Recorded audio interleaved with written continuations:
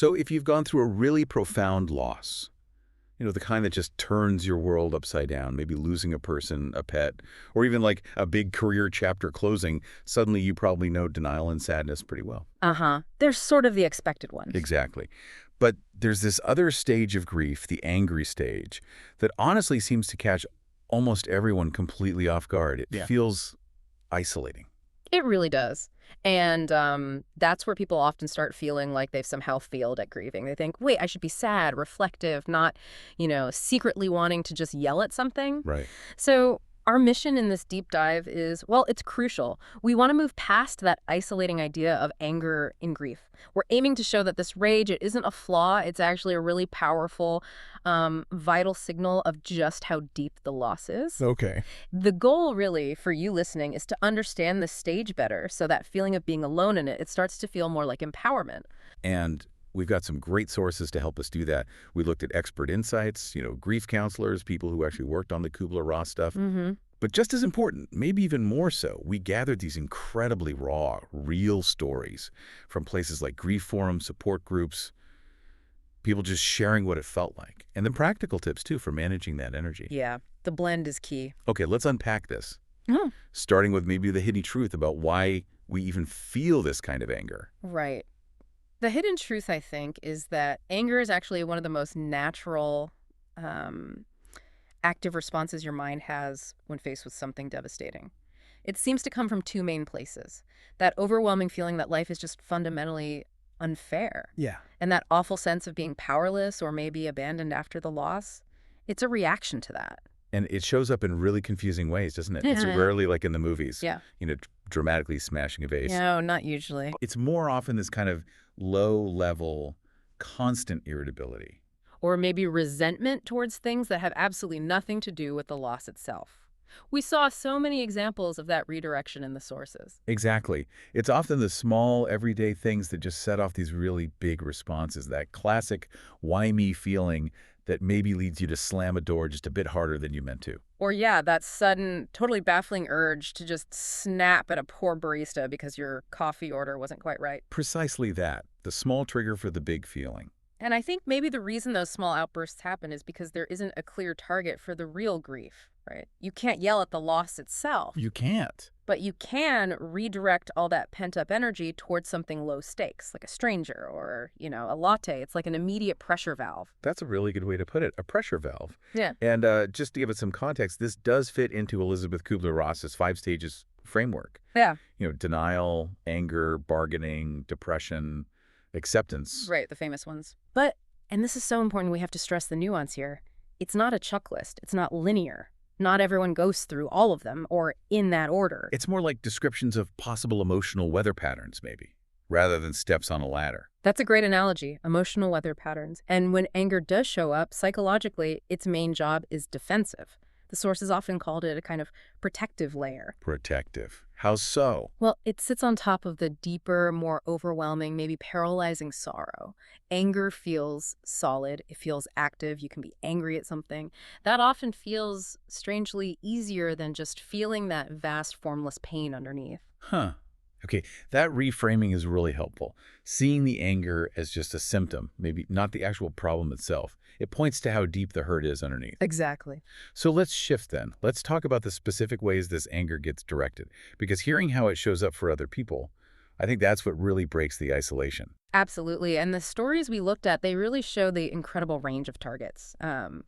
There was one story about Sarah. Her partner died very suddenly, a motorcycle accident. Oh, wow. And her anger, interestingly, wasn't aimed at the driver or fate or anything like that. She was furious at her closest friends. At her friends. Why? Because they were, in her eyes, moving on too quickly. She felt this intense, profound sense of betrayal that their world, her community, just kept spinning while hers had just completely shattered, stopped. Wow. That feeling of disconnect, Yeah. like the world itself is betraying you by just carrying on as normal. I think anyone who's grieved deeply gets that on some level. The rage isn't logical, it's existential. It really is. And then you see the quieter versions, too, much more subtle. Yeah. One person wrote about the simmering, low-grade anger just rooted in the sheer unfairness of it all. It didn't lead to yelling or outbursts, but this quiet resentment towards everyday things, like doing laundry or going to work, that suddenly felt pointless, meaningless. Yeah, the meaninglessness is a big part of it. Yeah. And another person in a support group talked about feeling disproportionately irritated, just furious, actually, seeing strangers looking happy and carefree after her loss. It wasn't personal, not really at them, but just the stark contrast felt like an insult. Yeah. But for a lot of people, that anger ends up landing closest to home, on family, partners, the people right there with them. The sources really flagged this as a critical and kind of dangerous dynamic. Yeah. Why is it always the people we love who get the brunt of it? Is it just proximity? It's mostly about perceived safety, is the thinking. Subconsciously, you feel like these are the people who won't actually abandon you, even if you're being completely unreasonable. Oh, okay. So you kind of unload the immense stress of the loss onto them. But, and this came up again and again in the sources, while it's a natural reaction, letting that happen without talking about it, without addressing it, really risks damaging those crucial support systems right when you need them the most. That's when those small things blow up into huge fights you regret later. Like, I read about someone who admitted yelling at their phone because autocorrect messed up a message they were writing for a memorial page. Oh, wow. Yeah. And in that moment, the phone became the enemy. Grief turned into this ridiculous fight with technology simply because the real target, death itself, is just untouchable.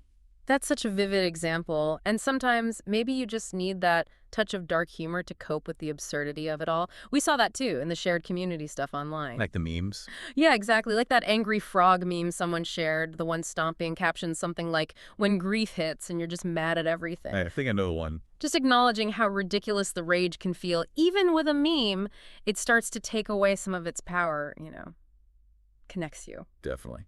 Which brings us to a really interesting point. What's fascinating here is how the experts actually talk about this. They reframe anger not just as okay, but as maybe even vital for healing in the long run. Vital. Yeah. How so? We need to sort of anchor this feeling in some wisdom, and the message is really validating. C.S. Lewis, wrote so powerfully about his own grief. He said something like, I sat with my anger long enough until she told me her real name was grief. Wow. That really nails the protective layer idea we talked about. Yeah. But for people listening, the idea of sitting with anger, that feels really counterintuitive, doesn't it? It does. Like, shouldn't you try to move past it quickly? Isn't there a danger of getting stuck in the anger? That's the key question, isn't it? And what the experts suggest is that trying to skip or suppress the anger is actually what makes it stick around longer or come out sideways. Grief counselor Jill Cohen talks about grief coming in waves. Anger is one of those waves, and she says it demands to be acknowledged before it can actually recede. You can't just ignore a wave and hope it goes away. You kind of have to ride it out safely. So the energy of it, even though it feels destructive, it's actually necessary. Precisely. David Kessler, who's done so much work in this area, puts it very clearly. He says something like, be willing to feel your anger, even though it may seem endless. Even though it feels endless. Oh, okay. The more you truly feel it, he says, the more it will begin to dissipate, and the more you will heal. Because anger, at its core, it's often signaling unmet needs. Unmet needs? Like what? Well, if you're furious at your doctor, maybe the unmet need isn't really about perfect medical care. Maybe it's about the profound need for some control in a situation that feels completely out of control. Listening to what the anger is attached to helps you figure out what you've lost and what support you actually need now. Okay, so that's the main takeaway here for you listening. Trying to push the anger down doesn't make it go away faster. It just makes it leak out in other ways, often hurting relationships. Right. But if you can allow yourself to feel it and really listen to what it's trying to tell you, what it's protecting, that's the start of moving towards acceptance. Slowly. Exactly. It's a guide. Which leads perfectly into the really practical question. Okay, fine, I feel it. Now what? How do we actually turn this intense, consuming energy outward in a way that doesn't wreck everything? Yes. Here's where it gets really interesting. How do we channel this constructively, moving from just feeling it to doing something with it? Right. Without causing collateral damage. Exactly. This is where we move from understanding to action, positive channeling. And the sources offered some really concrete, doable strategies. First up, journaling rants. Rants. Not just thoughtful journaling. No, this is different. This is about pouring out the most uncensored, frustrated, even illogical thoughts onto paper. No filter. The idea is that the sheer volume and rawness of it helps you get past the surface anger and see what's underneath the sadness, the fear. It's like giving yourself a safe space to be completely unreasonable for a bit. Precisely, without any real-world fallout. Then there's physical release. This is huge because anger actually creates stress hormones, physical tension. It needs to go somewhere. Like exercise. Vigorous exercise, yeah. Running, boxing, anything that gets your heart rate up and lets you physically work out that fury. And the sources also mentioned rage rooms, those places where you can go smash plates and things in a controlled setting. Right, those have become more popular. Yeah. But the experts had a word of caution there, didn't they? They did, a very important one. While smashing something can feel incredibly relieving in the moment that physical release is real, it's not a long-term fix by itself. It's just a vent. Exactly. Yeah. It works best if it's combined with some reflection afterwards, maybe therapy, to understand why you needed that physical outlet. Otherwise, you're just treating the symptom, not the cause. You might need to keep going back to smash more things. Makes sense. What about for people who maybe don't want to smash things? Less aggressive options. Absolutely. Creative outlets are powerful. Things like art therapy, or even just getting messy with paint on your own. It lets you take that internal chaos and rage and turn it into something tangible, something outside yourself. It gives it form. Turning it into something concrete. Yeah. And there was one source that had a kind of lighter, almost fun suggestion. Scribble your angry words, the specific things you feel like screaming onto balloons. Balloons. Yeah. And then pop them. It's symbolic, that physical pop representing the release of that specific frustration. A bit quirky, but could be helpful. I like that. And I also appreciated the focus on community that came up. Sharing stories, even sharing those dark humor memes we talked about. Oh, yeah, like the Stormy Sea one. Y'all lied and said grieving gets easier. I'm angry, so angry. Right. Seeing that and knowing thousands of other people feel exactly the same way. That connection itself has to reduce the isolation, right? Hugely. It normalizes it. It reminds you you're not alone in the storm. Yeah. So if we connect this to the bigger picture, the main thread through all the sources really is that expression beats suppression. Every time. Expression beats suppression. Yeah. Anger, if you look at it the right way, it's like a guide. It points towards what hurts the most, where your deepest unmet needs are now. The trick is to listen to it like a signpost instead of fighting it like it's the enemy.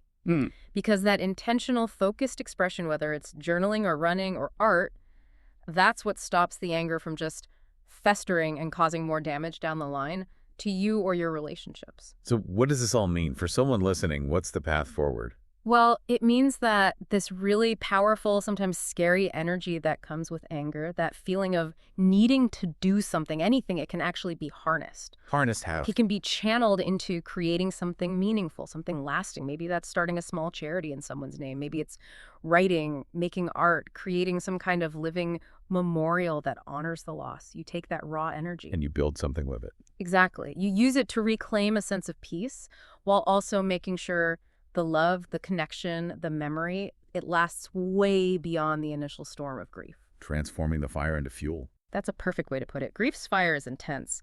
But the sources all seem to suggest that if you acknowledge it, if you channel it, that intensity can actually forge stronger connections, more meaningful tributes than just passive sadness might. So maybe the final thought for you to consider, just mull over, is this.